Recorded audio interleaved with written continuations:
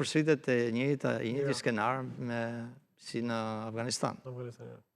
Sepse në fundit në Afganistan, besimi ishte që ato donin të krijonin një,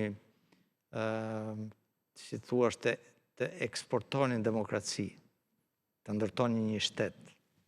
Por nuk arritën, pra u investua gjitha me jetë njerëzish dhe financa natyrisht, dhe u shëm brenda ditës.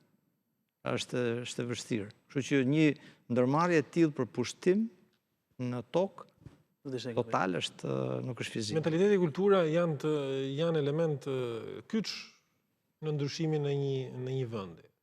Se nuk po flasim për një rajon apo për një zonë caktuar, po flasim për një mentalitet aq më pak flasim për persim, pastaj apo që pastaj nëse do jetë iniciativë vendeve të rajonit, pastaj kjo ndryshon. Pra nuk besoj se mund të ketë një përshkallëzim më të madh, por nëse Irani vazhdon me të njëjtën politikë, natyrisht që vendet e rajonit vjen një moment që thonë mjaft. Sepse po të kemi parasysh edhe Kuvajtin, e njëjta situatë, ishte që u krijua koalicioni i vendeve bashkë me Shtetet e Bashkuara dhe shumë shtete tjera që përzuan Irakun nga Kuvajti.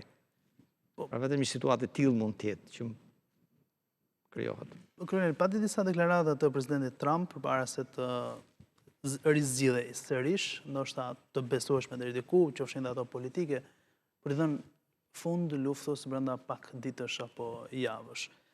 Mund të jetë kjo një përpjekje e tij për t'i dhënë, ose po them kështu, për zgjidhur një herë mirë, edhe pse vështirë, shumë të ngërçe mes shteteve, apo luftrat mund të jenë një formë cila do të vijojnë padyshim pavarësisht se kush vjen në krye të Shtetit Bashkuar të Amerikës apo jo.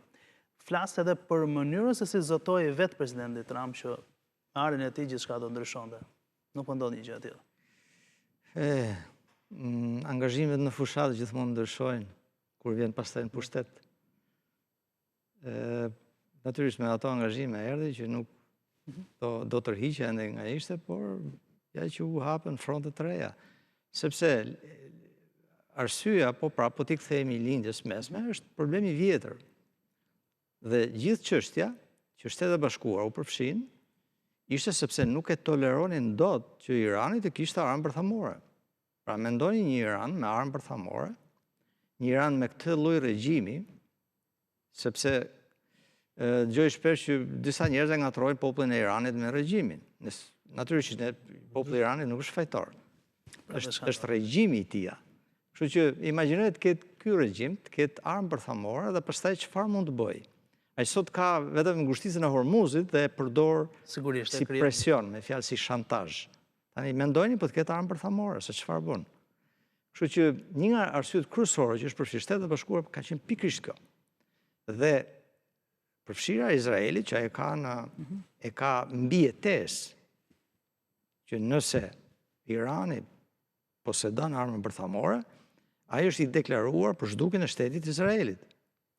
Kështu që Izraeli nuk mund të presë që Irani të armatoset me armë bërthamore dhe të presë që do e përdorë apo jo. Pra do bëjë çdo përpjekje për ta ndaluar.